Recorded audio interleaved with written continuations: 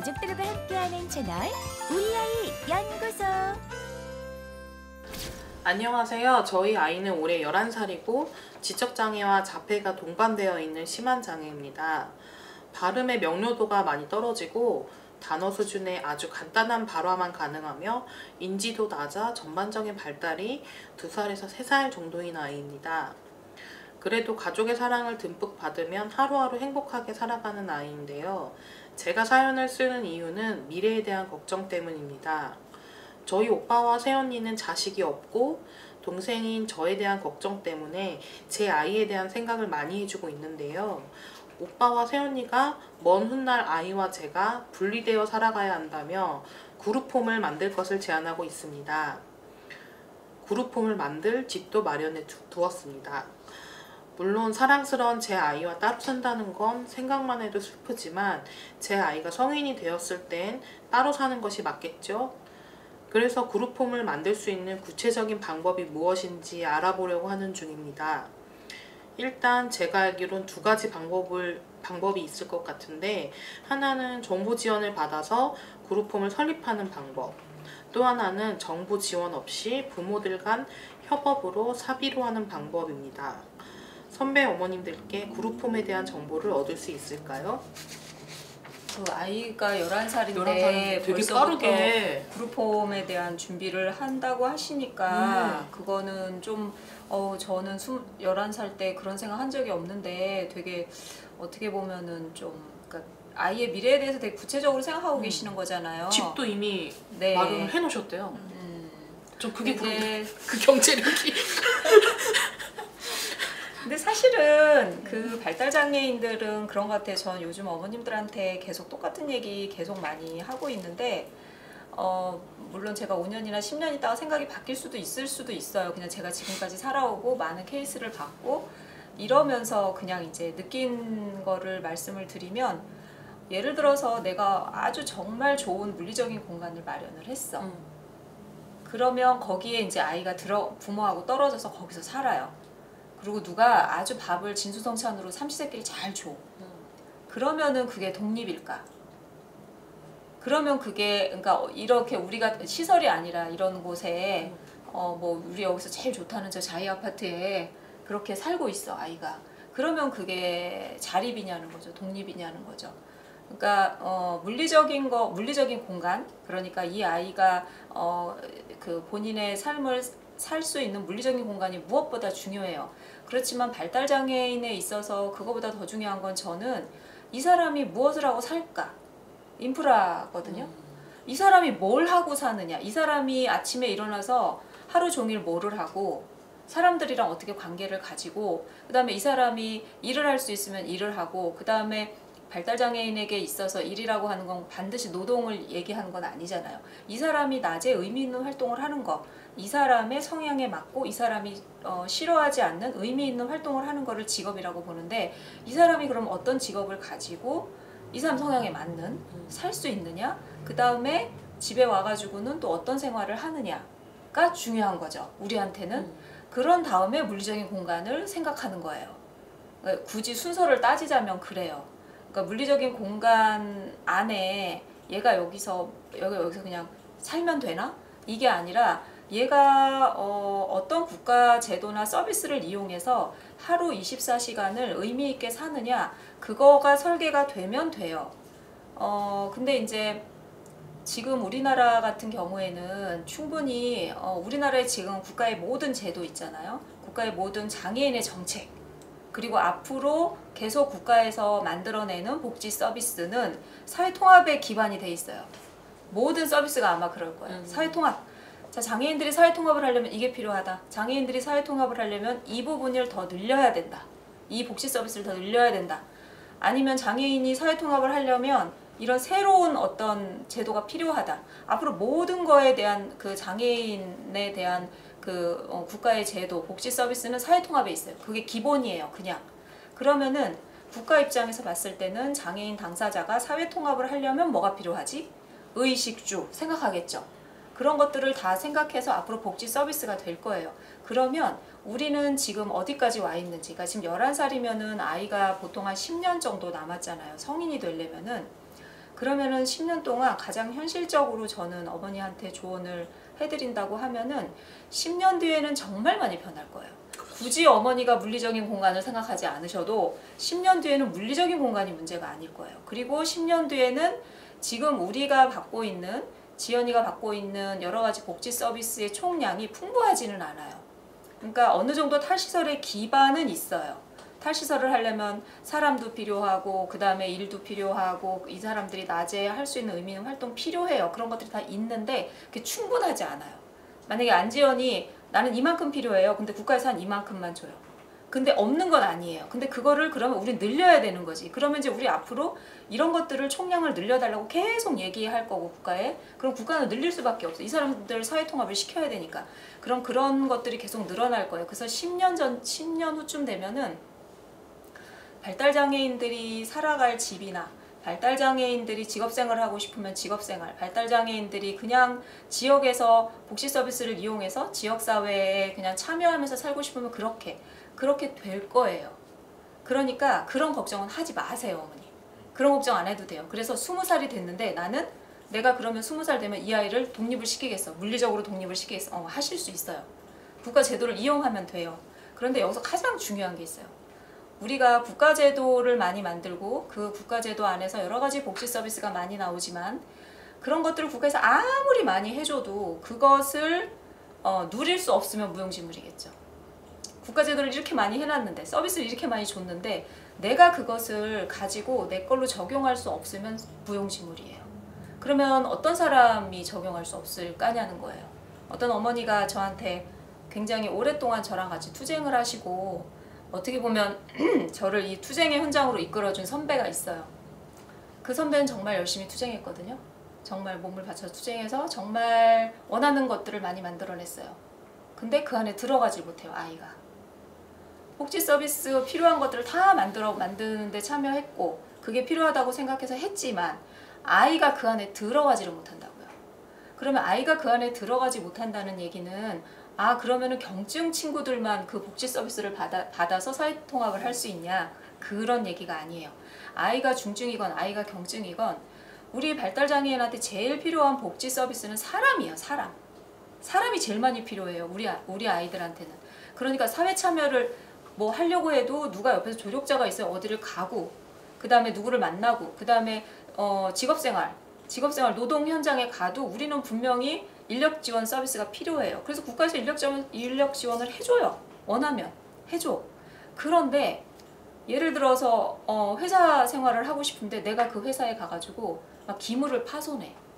다른 사람을 해쳐. 아니면 막 나를 막 자해를 해. 그러면 아무리 이 사람이 복지 서비스가 되어 있고 이 사람이 잘할 수 있는 일이 있어도 사람들이랑 어울리지를 못하는데 사람들 옆에 있지를 못하는데 어떻게 일을 할 수 있겠어요? 그럼 일이 아니라 다른 거를 할래도 똑같아요. 내가 지역사회를 참여하고 싶어. 요즘에는 주간활동 서비스라고 해서 그 제도가 이제 앞으로 더 확대될 거예요. 어머니, 아이가 성인이 되면. 그러면 원하면 주간활동 서비스를 지역사회에서 막 이용할 수 있어요. 볼링장도 가고 노래방도 가고 다 할 수 있어. 그럼 얼마나 좋은 세상인 거예요. 생각만 해도. 그런데 그럼 뭐 하냐고요. 노래방을 갈 수가 없는 걸? 볼링장을 갈 수가 없는 걸? 아이의 어떤 문제 때문에. 근데 그 아이의 문제가 예를 들어서 신변자립이 안 돼. 성인이 됐는데 혼자서 화장실을 못 가. 그런 얘기가 아니에요. 화장실을 못 가도 돼요. 그건 누가 도와주면 돼요. 그런데 제가 만나는 많은 종사자들, 그리고 저도 이제 어떻게 보면 사회복지 종사자로서 많은 발달장애인을 만나잖아요. 제 고객으로 많이 만나잖아요. 그럴 때 그런 생각을 많이 해요. 어떤 친구는 너무 중증이라서 정말 한시도 눈을 뗄 수 없어요.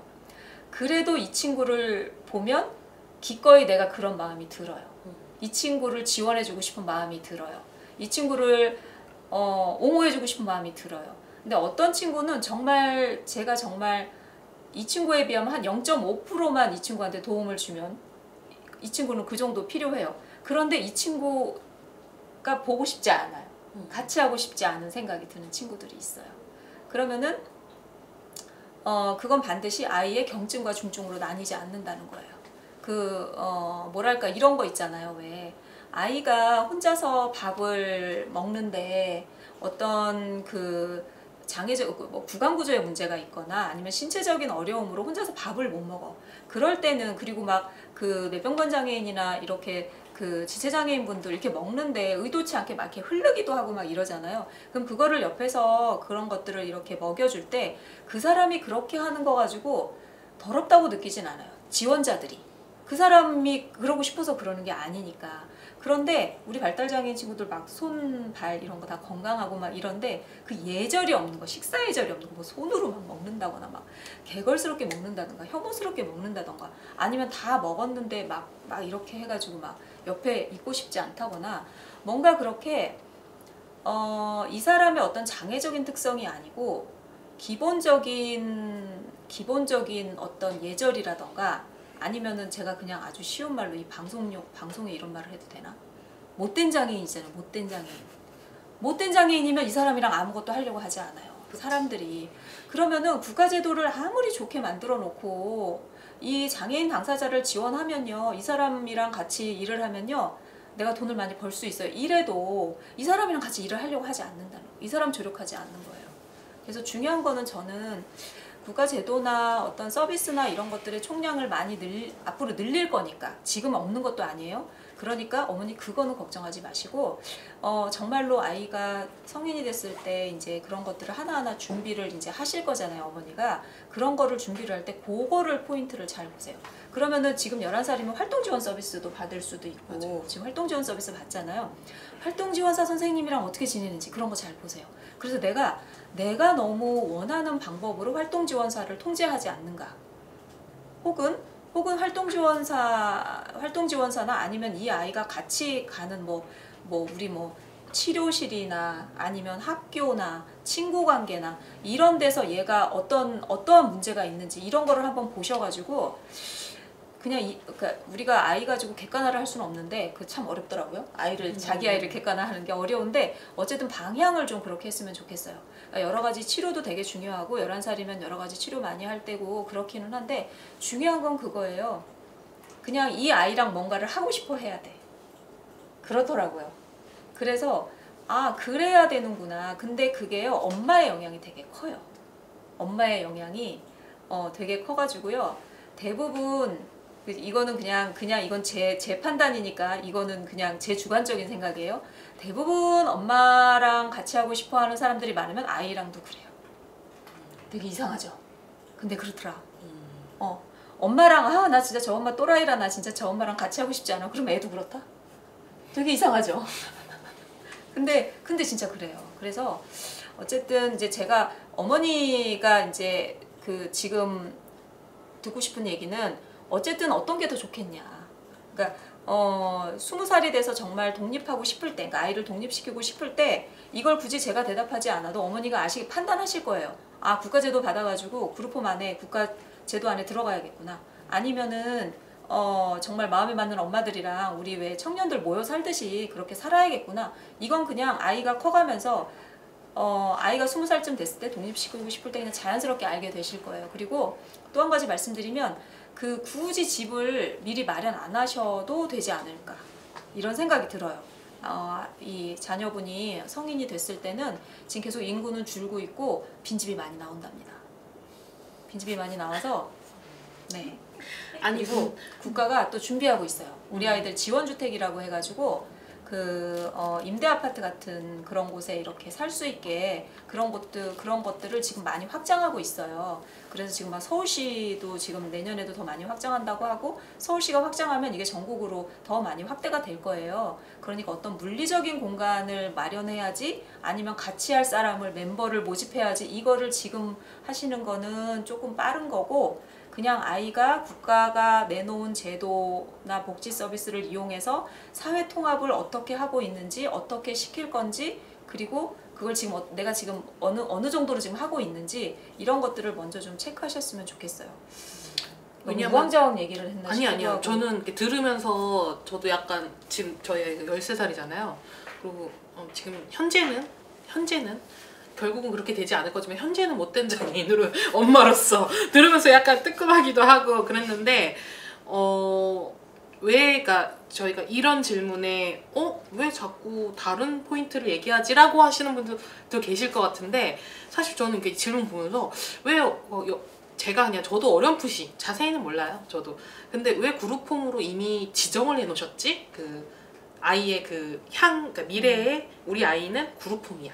그러니까 무조건 뭐 정부 지원 받는 그룹홈, 안 받는 그룹홈, 난 어떤 그룹홈을 선택해야 돼, 이렇게 하고 계시는데, 선배님이 왜 이런 말씀을 하셨을지는 저도 얘기 옆에서 들으면서 생각을 해보니까 이게 되게 원론적인 얘기 같지만 가장 키포인트거든요. 그러니까 요게 잘 유지가 돼야지, 사실 아이가 사는 거주 형태는 그냥 사실은 어떻게 보면 부모 마음대로 결정할 수도 있고요. 근데 이게 또 다른 얘기지만, 어머님이 그룹홈이라고, 난 그룹홈, 우리 아이한테 그룹홈이 제일 좋을 것 같아 라고 이렇게 내정을 해놓으셨지만, 사실 당사자는 또 다른 형태의 그 주거 형태가 더 맞을 수도 있거든요. 그리고 저희가 진짜 심지어 그런 얘기도 하잖아요. 시설 사연 올 때 그러니까 어쨌든 우리가 그렇게 말하는 사회 통합이 잘 되는, 한마디로 사회성, 기능의 문제가 아니다. 타인과 함께 잘 어우러질 수 있는 사람이, 그게 시설이든 그룹홈이든 지원주택이든 아니면 본인, 나는 너무 난 1인 가구든 가족이랑 살든 다 편하네요. 그게 가장 키포인트거든요. 그러니까 이거를 형태를 사실 이렇게 정하는 것도, 지금 아직 아이가 11살인데 아이가 생각해 본 적도 없고 아이는 경험해 본 적도 없어요.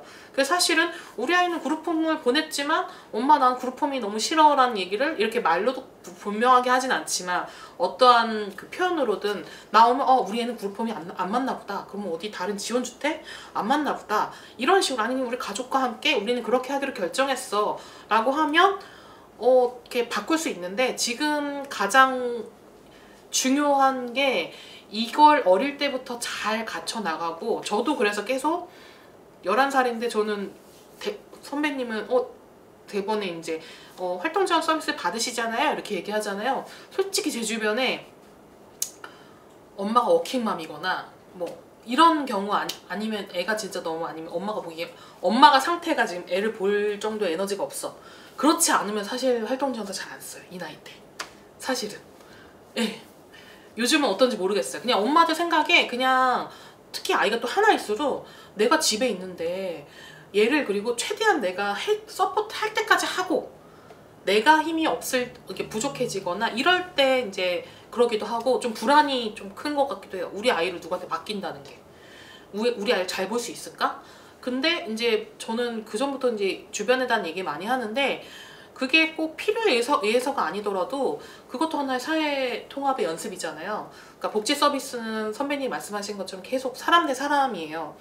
근로 지원 서비스가 사람이 붙어요. 뭐 우리 애들은 기계가 지원하지 않으니까. 우리 활동 보조도 마찬가지예요. 그럼 뭐 예를 들면 그룹홈을 들어가, 그러면은 뭐 지원주택을 들어가, 그럼 주택을 또 이제 주택을 관리해주는 매니저가 있어요. 또 매니저가 붙어요.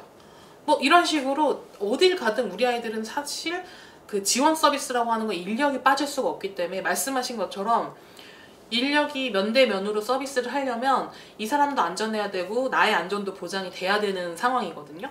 근데 그거를 사실 특히 어릴수록 엄마 앞에서 하는 행동과 엄마가 아닌 사람에서 하는 우리 아이 행동과 되게 다르다는 거를 맡겨봐야 알 수 있거든요. 우리 엄마들은 되게 그런 오류를 제가 많이 범하는 게 주변에서 보면 봤거든요. 본인이 하니까 내가 우리 애를 제일 잘 알아. 그래서 심지어는 활동보조 선생님 뿐만이 아니라 치료사 선생님한테도 우리 애는 이렇게 해주셔야 되고요, 이렇게 해주셔야 되고요. 그래서 엄마가 아이한테 하는 그 방법을 일반화해서 하시는 분들이 되게 많고, 어쨌든 그러기가 더 쉬운 게, 이거는 내가 선택하는 치료 서비스이기 때문에 사실 내가 마음에 들어야 우리 애를 그 선생님한테 맡기거든요. 그러니까 자꾸 자기랑 같은 성향의 선생님을 자꾸 찾고 만나면 그 선생님한테 애를 맡기고, 나는 그 선생님이 너무 마음에 들어, 이런 식으로 해서 사실은 아이가 다른 사람 여러 명을 만나지만 사실 엄마의 그 의도에 의해서 사실은 되게 엄마랑 비슷한 성향이거나 엄마가 이제 맞춰놓은 틀에 약간 고정된 그 사회의 작은 일면의 사람들만 만나는 걸 수도 있거든요. 그리고 사실 맡겨보면 알지만 부모가 요구한 대로 흘러가게끔 또 되어 있기도 해요. 왜냐면 부모가 사실 가장 제일 최종에 선택하는 그 주머니를 여는 사람이기도 하니까. 그래서 이때부터 되게 다른 인력, 그게 우리가 학교라고 하면 공익선생님이 될 수도 있고 특수교사가 될 수도 있지만 뭐 이제 통합교육 이제 실무사 선생님이 될 수도 있고, 이제 꼭 교사의 입장에서만 뿐만이 아니라 어떻게 보면 애들이 또 되게 영악해가지고 영리해가지고 나보다 약간 우위에 있는 사람과 나랑 약간 이제 애들이 그걸 다 알더라고요. 이제 특수교사를 대하는 태도나 실무사를 대한 태도나 공익을 대한 태도가 우리 애들이 다 일관되진 않아요. 부모 앞에서는 어떻게 하고. 근데 그건 사실 장애 비장애 저는 상관없다고 생각하거든요. 비장애 애들도 사실 맞잖아요. 그래서 다양한 경우의 수의 아이들, 경우의 그 수의 환경에 자꾸 놓여져 보고, 만약에 우리 아이가 거기서, 저는 실제로 이제 지금도 뭐 사춘기여서 어려움을 겪고 있지만, 그럼 우리 아이가 거길 보냈는데 어떤 어려움이 있어. 그럼 그 어려움이 어떤 건지를 빨리 찾고 파악했으면 그 어려움을 조절하는 데 계속, 사실은 특히나 학년기에 있을 때 그거를 많이 치열하게 우리 아이가 꼭 이런 상황에서 좀 그래? 그러면 이걸 어떻게, 얘가 계속 이걸 해야 되면 얘한테는 어떤 훈련이 필요할까? 어떤 나의 그 노력이 더 필요할까? 뭐 이런 부분들을 계속 고민하고 치열하게 학년기를 보내는 게 사실은, 왜냐면 그때만큼이나 학교라는 사회는 사실 이제 의무로 묶어놓은 사회가 있기 때문에 그게 가능하거든요. 성인이 되면 순간부터는 만약에 이런 어려움이 있는 친구들 진짜 어디를 가도 되게 죄송하지만 되게 환영받지 못해요. 그거는 이제 부모한테도 너무 이제 슬픈 일이죠. 속상한 일이고. 그러다 보면 이제 더 사회 서비스가 이렇게 많아도 정말 나는 계속 소외되고 배제되는 느낌을 계속 받거든요. 그래서 어릴 때부터 왜 우리가 그룹 홈 시작해서 자꾸 이런 얘기를 할 수밖에 없는지. 그래서 사실 10년 뒤에는, 왜냐하면 저희 지금 10년 전보다 지금의 제도는 정말 말할 수도 없이 많이 좋아졌기 때문에 지금 수준에 맞춰서 그룹홈이나 지원주택, 아이들의 그런 거주 형태나 거주 지원 서비스를 설명해 드려도 10년 후에는 훨씬 나아질 거라서, 그거는 사실 그래서 큰 의미가 없다고 말씀하시는 것 같아요. 11살이니까 아직은 10년이 더 남았으니까.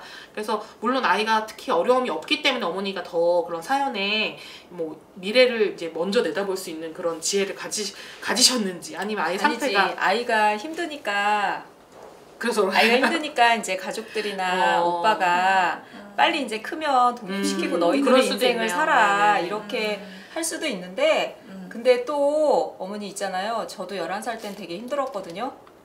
그래가지고 내가 앞으로 몇 년을 더 버틸 수 있을까 막 그런 생각 한 적이 있어요. 근데 지연이가 20살이 넘어가니까요, 살만한 거예요. 지연이가. 그러니까 지연이도 좀 크잖아요. 그리고 이제 우리도 적응을 좀 했잖아. 그러니까 요즘은 지연이를 내보내야 되는데 아빠랑 저랑 고민이 그거예요.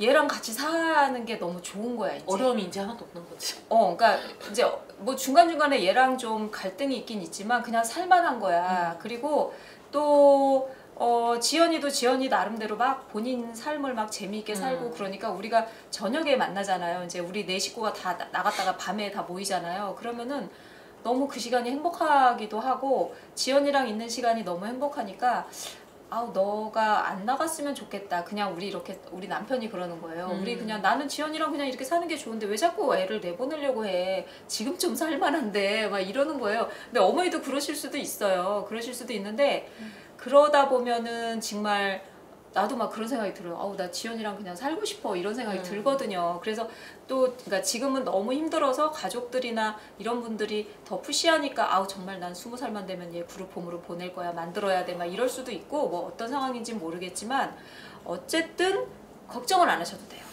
물리적인 공간 이런 거 걱정 안 하셔도 돼요. 그냥 아이가 어디 가서든지 그냥 잘 묻히는 애들 있잖아요. 잘 묻히는 애들 그렇게 키우시면 돼요. 그러면 걱정하지 않으셔도 돼요.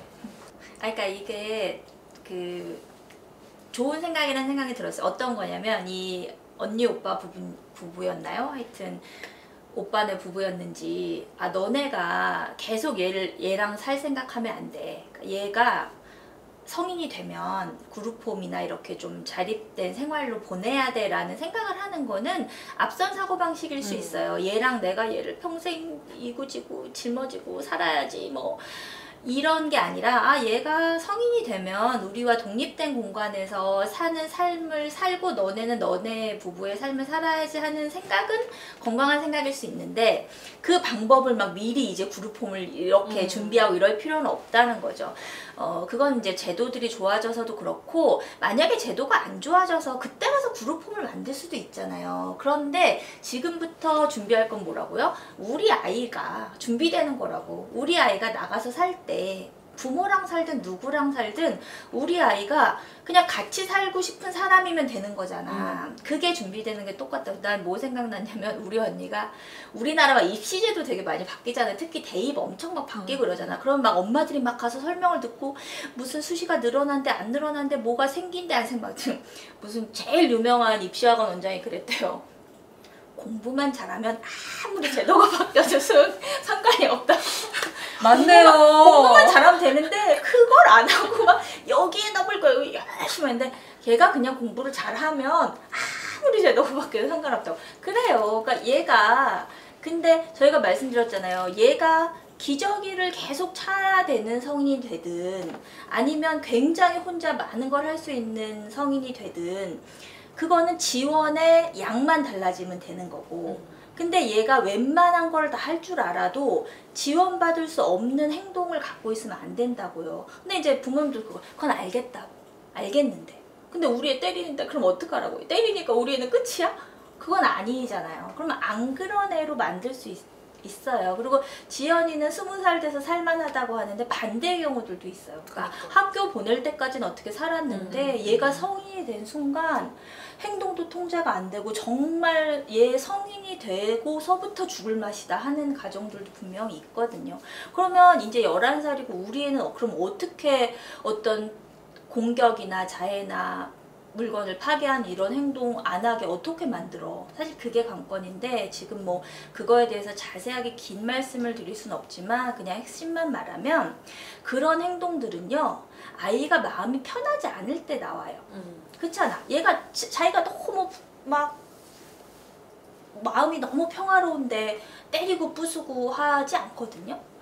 얘가 스트레스를 많이 받고 그럴 때 그런데 이제 우리 애들한테 스트레스를 주지 말라는 의미가 아니에요. 저는 애들한테 스트레스 주라고 해요. 왜냐면 스트레스를 받고 그걸 이겨낼 힘이 있어야 되니까 무조건 애를 받자봤자 네 마음대로 다 해 이런다고 해서 아이들이 부모를 신뢰하지 않거든요. 그래서 이제 그러면 어떻게 해야 돼? 그랬을 때 행동을 줄일 수 있는 방법들을 배워나가서 하는 게 되게 중요한데 그럼 어떤 아이들이 스트레스 많이 받고 공격하냐면요. 나를 인정받지 못한 아이들 그래요. 부모가 어떤 틀을 가지고 넌 이래야 돼 이걸 배워야 돼 이런 아이들이 그걸 따라가다가 어느 순간 번아웃이 오거나 어느 순간 배째나 못해 약간 이렇게 나오거든요. 그래서 우리 아이가 어느 발달을 가졌든지 너는 굉장히 소중한 우리 아이야 라는 사랑을 받은 아이. 쟤 저래서 어떡해. 쟤랑 내가 언제까지 같이 살아야 돼. 이런 마음을 갖고 아무리 친절하게 아이에게 밥을 주고 공부를 시켜도 아이는 충족감 받지 못하거든요. 근데 그거를 되게 나름 잘하고 있는 집도 아이가 공격 나오고 이런 애들 있어요. 그거를 또 이렇게 개선해 나가야지. 그러니까 우리가 예를 들어 어떤 애가 때려, 어떤 애가 공격해. 부모가 잘못 키워서 그렇지.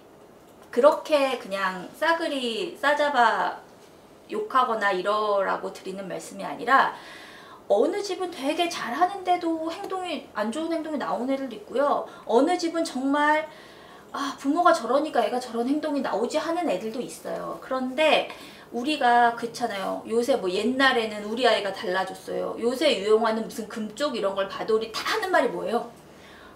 부모가 잘못했어. 부모가 잘못했어. 물론 애가 어려운 애기도 한데 그러면 애한테 잘해보라고 한 데서 얘가 못하잖아.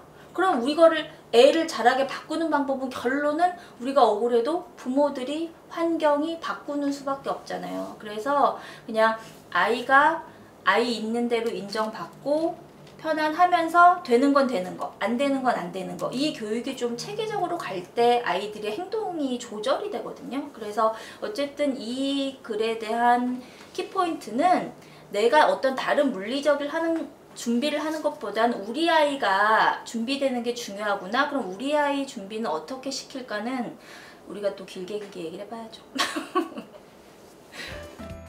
발달장애인 가족들과 함께하는 채널 우리 아이 연구소.